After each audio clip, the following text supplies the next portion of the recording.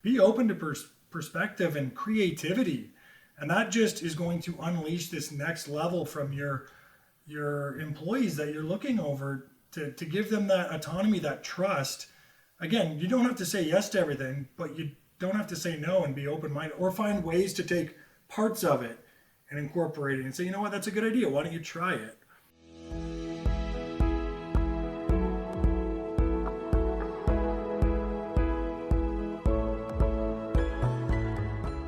Hello, and welcome to another episode of the Transform Sales Podcast.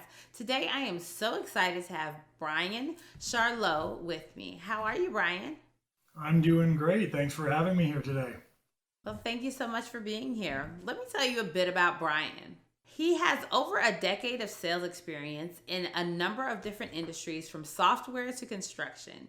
Recently, he released the book Pitching Sales, a complete guide to becoming a sales professional. His goal is to help new and young sales professionals strive in the industry. So tell us, how did you get started in your career and how did you get to where you are today? Yeah, it's a good question. And I think for anyone who's been in sales long enough, they usually have a bit of a winding journey to where they got to. And I'm no different there. And I originally just started in sales when I was in university. It was a summer job for me. I was selling car wax at gas stations in the July heat. It was quite the endeavor. Um, Fully commissioned. I had about a sales cycle of about 5 minutes to try to introduce myself, demo it, and sell it on the spot. So it was a nice trial by fire, if you will, into the industry. And then when I was out of school and getting into university, I saw an opportunity that I thought was a really good fit. So I just kind of the snowball effect from there. I had some definite ups and downs early on, more downs than ups originally, but I'm sure that's consistent with a lot of people out there.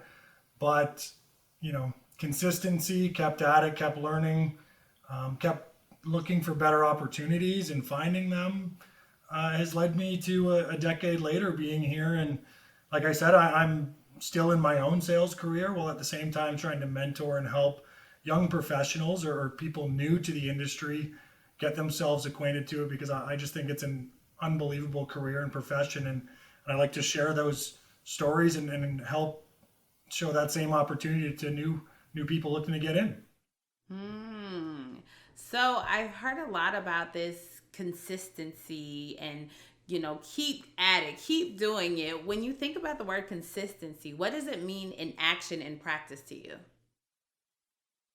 Consistency to me is more of an attitude, because it can be very difficult in sales, especially early on. And then when you're new to it, because you spend your whole life trying to avoid rejection and trying to find ways around it. Whereas in sales, you kind of have to face it head on and accept it as part of your new reality, which is different for some people. And to keep a proper mindset throughout that entire learning process is difficult. It takes help. It's not something that you can do alone, which is again where good managers and mentors and coworkers and colleagues come into play here. But it does start with you, and it starts with knowing what you're getting into once you face these new realities, and keeping that consistency, learning and improving, and then you start to reap what you sow, as you continue. No person exists as an island. We often want to say, oh, I got here alone, or yeah, I had a good manager that one time, but we forget about that consistency is having somebody show up for you and then you showing up for someone else. You said that you're currently still working as a salesperson and you are mentoring other people, right? And so someone picked you up, and so you are now reaching back down to help pick others up. Absolutely. And I think that in sales, you will not meet a successful person that can't point out one or two people, especially early in their career or maybe during a career transition, that they can lay some claim to, that help get them to where they are, and they wouldn't be where they are without them.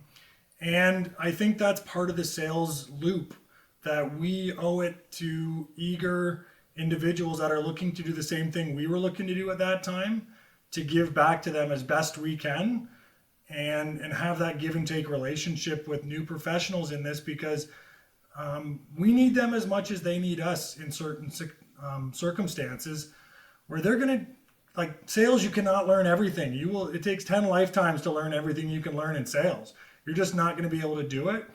And they're going to bring to you a situation you might be unfamiliar with. They might bring you a new perspective that you didn't think of, because they're just, bright-eyed and bushy-tailed, and that you can bring to your own sales career. And I think it's just an infinite loop of feedback, and I really think it helps your mentor as much as it helps you to give back. That's so good. That's so good. So you mentioned that during your transition from your early life, college, into the professional world, you said there were a lot of ups and downs, and you mentioned there were more downs than ups. What are some of those value moments that you had, and what steps did you do to get out of those places? Well, to be honest, that's what led me to end up writing my book. And I'll be honest, because I was not put in a position that I was very comfortable with. Not saying that that's going to happen in any situation when you're getting into it, but especially looking back in hindsight, the managerial styles that were used, the company selling tactics that were used, just had red flags and shadiness, if you will, to it, that I didn't know at the time, and I didn't have anyone else to ask or look to know if like, I couldn't ask anyone, does this seem good to you? Does this seem like a good situation? I was just figuring it out on my own. And that's what caused a lot of down, because I was taught that there was only one way to sell, and there was this just, keep asking for the sale, just bulldoze your way in there. And just, it's completely about numbers, and there's just all kinds of things that, looking back, I didn't resonate with them. Some people it works for. Some people have that type of attitude. There's so many different styles of selling. It's such a yin and yang profession, but it didn't fit for me at all. And it nearly drove me out of sales, because I struggled and I wasn't making any money. I was getting paid below minimum wage. There was like commission structure issues that I didn't know about until I made my first sale. So not everyone's going to be in that situation. I certainly don't wish that upon anyone, but there are going to be people that do find themselves in those situations, and they need to be able to reach out to people to ask questions or to get help, or learn a different selling process that fits more with their individual personality and all these things. So that's something that I just kind of put my head down and got through, but there was a lot of struggles finding my own way instead of trying to replicate somebody else's style that I didn't fit with personality wise. And that was really the main thing that I found a disconnect with early, that looking back, I'm so happy that I got through that, because now I'm able to be myself in sales, and that goes a long way, as I'm sure you would know, that the importance of that. Yes, authenticity.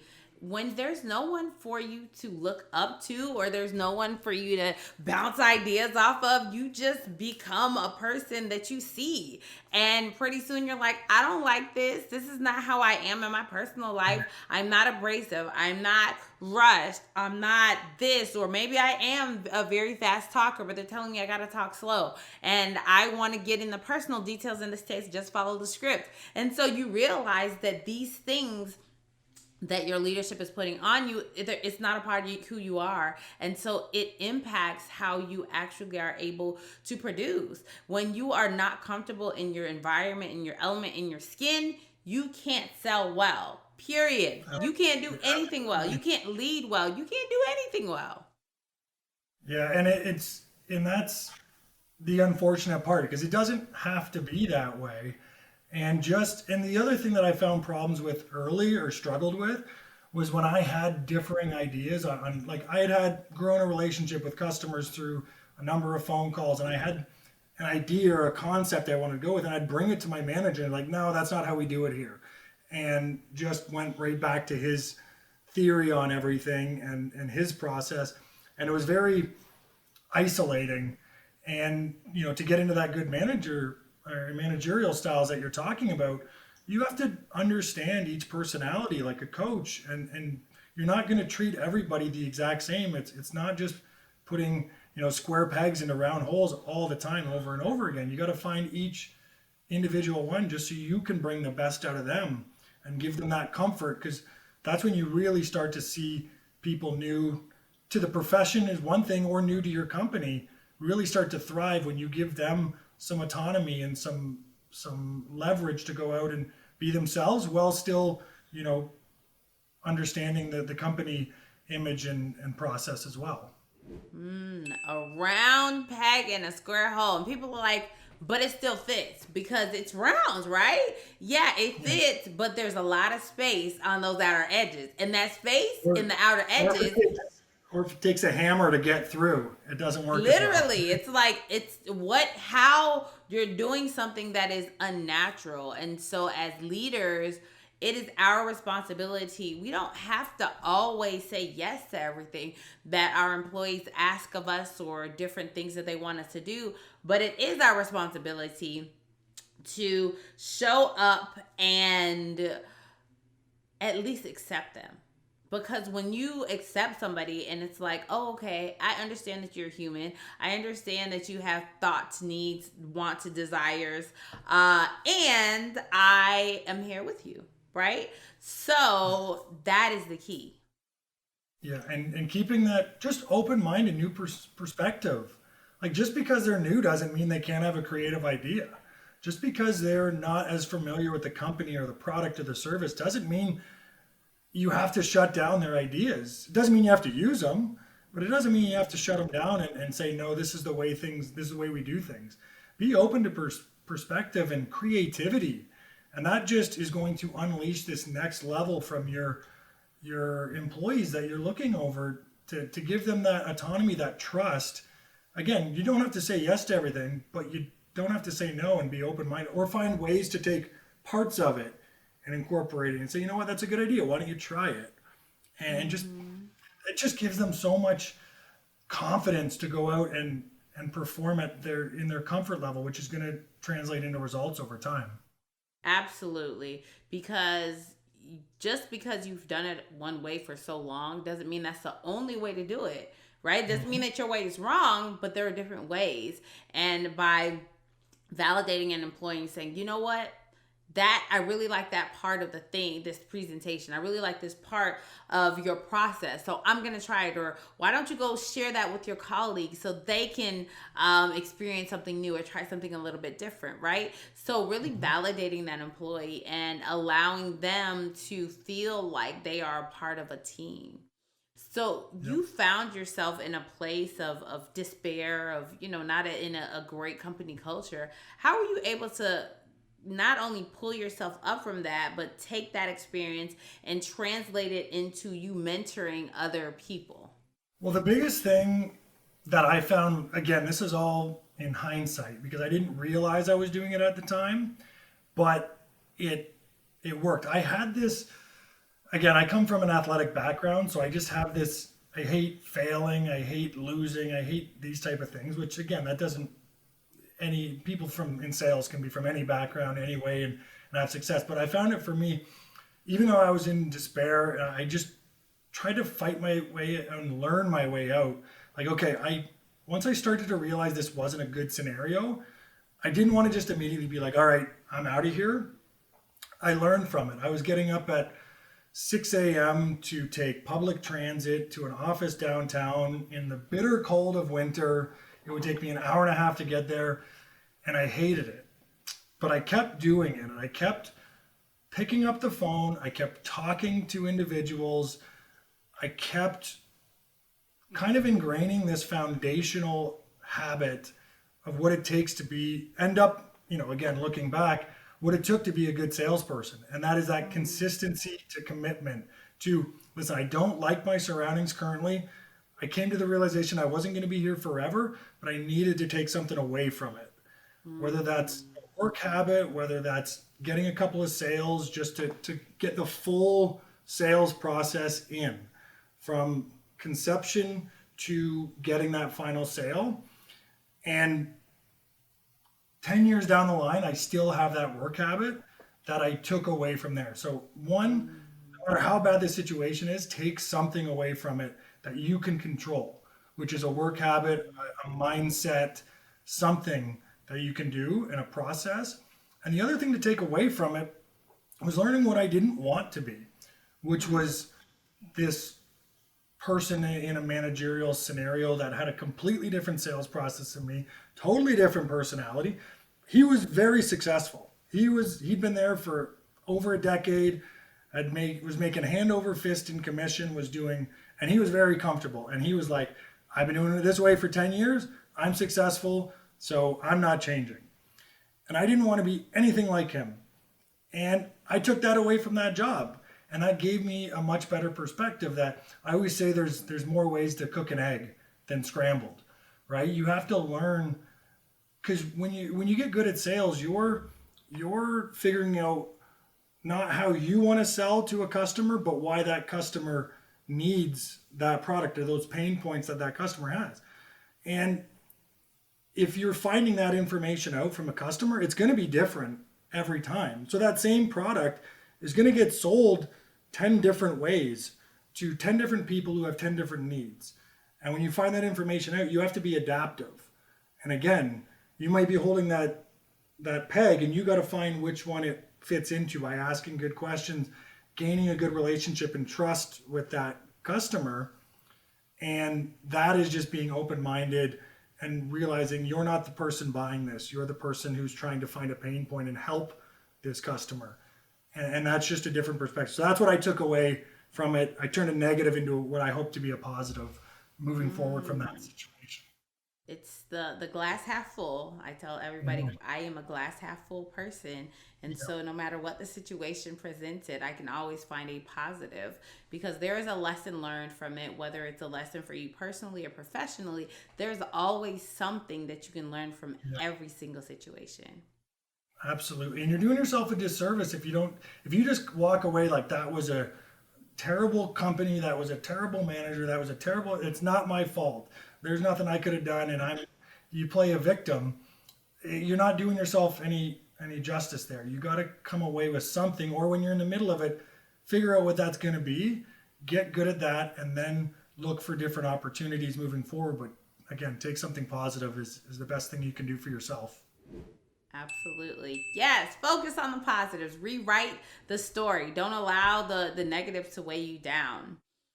You got to a point in your life where you said, I want to write a book. A lot of people say they want to write books, but you actually went over the hump, took the leap, and decided to do it. So first, how did you know that you needed to write this book? Well, the biggest aha moment came when I had a really good manager.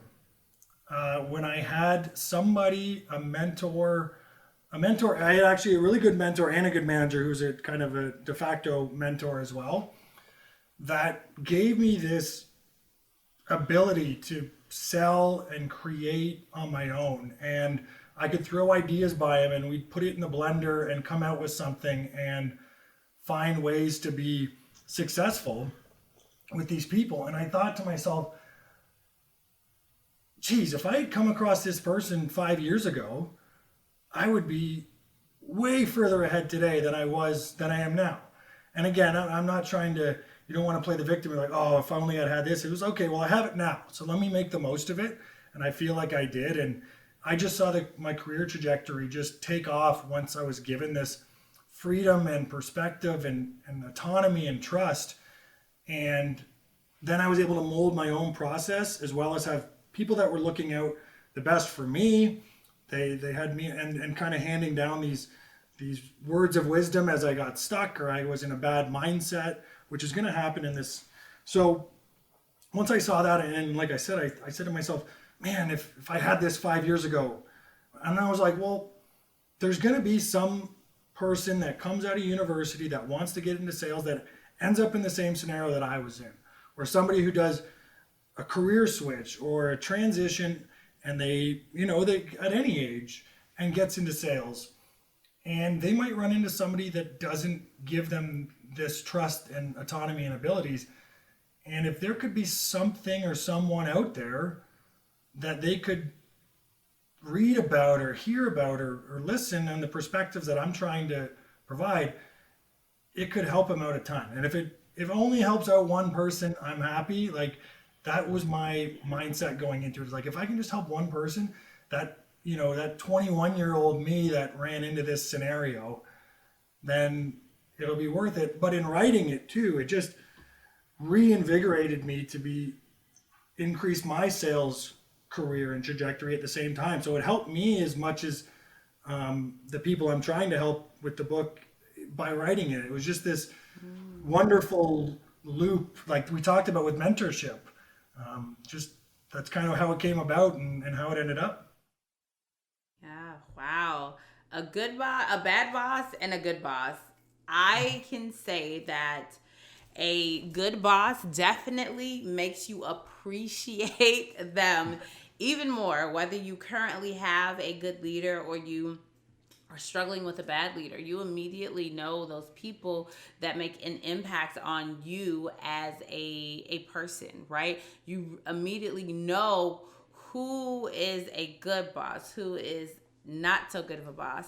And within my organization, people have told me, I have never worked for someone like you, and you have changed the way that I think about this or this or that. And it's because I understand that we're all humans, and just because you make a mistake doesn't mean that I am going to hold that over your head.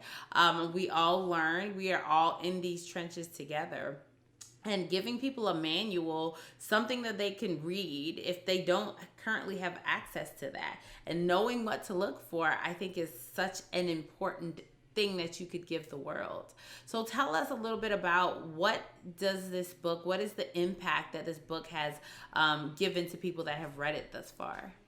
So the biggest thing that I tried to do was not sugarcoat the reality of what it is to be in the sales profession. Ooh, Because I think that there's a stigma. There's two stigmas, I think, when it comes to sales. Is one is like, well, if this doesn't work, I'll just get a sales job, and that's so yeah, simple to do. It's like, yeah, hey, good luck, but that's an outsider's perspective. That just the reality, and it's just one perspective. The other stigma is that the problem is when somebody in their everyday life before they get into sales, they've come across great salespeople in their time, whether they were out and about, they met them at a festival, a farmer's market, a car dealership. Whatever. When you run across a good salesperson, you don't think to myself, wow, that was a really great salesperson. The ones that stick are when you run across those shady, manipulative salespeople who try to sell you snake oil or a clunky car, and you're like, oh, that guy just tried to scam me. And then yeah, that's the picture that they remember in terms of when they hear a salesperson, like, oh, that guy. I, and they have this stigma. And what they don't realize is there's so many great people in this profession. And they're all just trying to provide for themselves and their family, just like any other person. It doesn't matter what type of job it is. And 95% of them are good people with a lot of integrity with what they do and a lot of pride with what they sell. That doesn't mean there's not some out there that aren't like that. That doesn't mean that some aren't out there selling in a way that rubs you the wrong way, which is going to happen. But that's one of the biggest things that I try to let people know in this profession. You're going to come across these people that have these stigmas. Don't worry about it. You worry about being professional. You worry about keeping your integrity. You worry about having pride in what you're doing and what you're selling. And the pain points and the problems you're trying to solve for the people that you're interacting with every day. But not sugarcoating what you're going to run into, especially early on, which what we touched at the beginning. You're going to get told no more in the first month of your new job than you will probably in your previous lifetime. In that, and you're actively trying to find no's essentially early on. And what I found is that, especially like I talked to so many people when I was writing this book about what would you tell yourself 10 years ago when you were just getting into this sales, or what piece of advice would you give to somebody if, And the biggest thing they all reverted back to was that initial foundation of habits that you need to form in the face of rejection, in the face of your ego just getting smacked around time and time again, and finding that same enthusiasm to pick up the phone, the same enthusiasm to knock on the next door, and just progress and build a foundation and habits and consistency, both in, again, in your actions and in your mindset. And then you start, it's almost like checkpoints in a video game, if you will. Like, you need to learn the entire sales process, but there's no point in knowing how to close the deal with the perfect closing line if you're afraid to pick up the phone, or you're afraid to get customers, or you're getting clammy when you're running into objections. You need to just deal with it in a process and be methodical about it, and realize you're not going to learn this entire profession in a month. It's going Yeah. to take time and effort. And if you keep that consistency, once you get through it and you've now just formed these habits that are just, second nature to you, then you can start again learning how to close, learning how to overcome objections, and just progressing in your career. But it just starts with the basics, and you have to do that first. That's so good. They're building blocks. It's just like when you build a Lego set. My kids love Legos, and so you start with just one little brick, and then you make this Yeah. whole like a city, or you make an animal, or you make a car, and that's the same thing that it is with sales. It takes a lot of repetition, and it takes a lot of falling on your face, and people saying no to Mhm. you, and doors being closed for you to get the one yes, and you take that one yes, and you keep going. And even these days, in our current present day, I get so many scam likely calls all day long from shady salespeople. Yeah. Not those who are actually trying to help solve a problem for me or trying to help me do. They're the shady ones, right? That are having these pre-recorded things, and it's bad. But I don't say all salespeople are bad or all salespeople are doing this. Just like when you go to one bad doctor, you say, I don't like that doctor, I'll find another one. You Yeah. don't say, I'm never going to the doctor again. And breaking down that stigma of all salespeople are not created the same. And even those salespeople that tend to have that, they're very aggressive or abrasive, or they're kind of those killer mindsets, it's not their fault. Either they were taught this way or no one taught them anything at all. So they just went on YouTube and they just figured it out on their own. It's really not their fault. And so I blame the managers when I see bad salespeople. I'm like, this is your fault. You didn't train your salespeople. You didn't do the right thing. So stop blaming the salespeople. Yeah, and there's so much, and maybe they early on in their job they did that and somebody bought it, and they're like, oh, okay, that's how you sell it, That right? works. And they just do it the same way over and over and over again. And the biggest thing too that I try to stress, and I say whenever I'm talking to anybody about sales, to get over that hump, and I stress it so much in my book, is that in the first 6 months, you just have to build what we were talking about. And then once you find out what sales is all about, what you can do to be successful, and what you find a mentor and all these things, is you have to then make a decision for yourself. You have to ask yourself, is this a sales job for me in the next 2 weeks? So the next sale is the most important thing for me. So I have money in 2 weeks to go on my trip or do whatever I want to do. Or is this the profession that I want to pursue? And when you make up that mindset to go from your sales job to your sales career, that is when the whole next level of what you can be and unlock in your own potential becomes. Because at that point, now you're on your way home, instead of listening to music, you're listening to audiobooks, you're listening to Yes. podcasts, you are staying late to talk to your mentor if they give you their ear for 20 minutes talking about how you can become better at something. You're transitioning from, oh, this next sale is the most important thing because if I don't get it, I don't have any money, I won't get my commission check, to I need to learn as much from this sales process to get better in the next one. So I'm better in 5 years from now, instead of worrying about this specific sale being the be all end all. And and pulling as much information out of each process as possible to build your own long-term process, because it's your career now.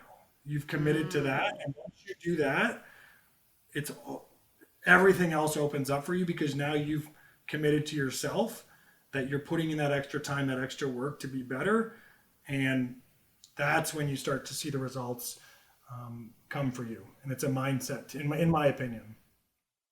All about the mind. It all about the mind. And All that upstairs. is the key. That is the key. When I do sales training with teams, we start with mindset work. We spend like 90 minutes talking about mindset, and they're so blown away because nobody ever talks about that. And if you don't get your mind aligned, I can't teach you to cold call, do a discovery call, find your buyer person. I can teach you all that stuff, but if your mind isn't in the game, none of that actually even matters.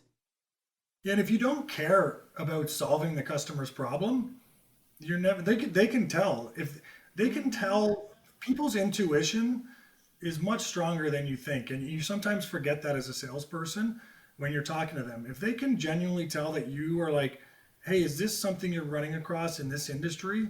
I'm like, "Yeah," and you're like, "I think I can solve that for you," and you ask good questions about them and their business, and trying to find ways to help solve that problem, they're going to recognize that. And if you're out to make the sale as quick as possible and just make it transactional, they're just not going to give you the time to do it, nor should they. Because, and again, that's going to come with that mindset. We're saying, I'm here, instead of me trying to get a sale, I'm trying to solve your problem. And now you're a sales professional, in my opinion. That's good. That's good. So if people want to pick up a copy of your book, where can they get it? They can get it on Amazon. That's the best place. There is a paperback version, an ebook, and I even got it done on Audible, because that's how I consume 95% of my information when it comes to sales. So I made sure to put it on Audible as well. So it's in any form you can do that, or on my website at pitchingsalesconsulting.com. Awesome, awesome, awesome. And what is the name of your book? I'm not sure if we ever said the full name. What is the name of your book? It's Pitching Sales, a complete guide to becoming a sales professional. Awesome, awesome. Well, thank you so much, Bryan, for sharing your time, your talent, and your expertise with us today. This was a fantastically amazing conversation. Well, I really appreciate you having me on. I really enjoyed our conversation. I'd be happy to come back anytime. This was really fun. Awesome, awesome. And thank you again for sharing your time and talent and expertise. And that was another episode of the Transformed Sales Podcast. Remember, your goal every day is to strive to be 1% better. That's all, just 1% better. Until next time.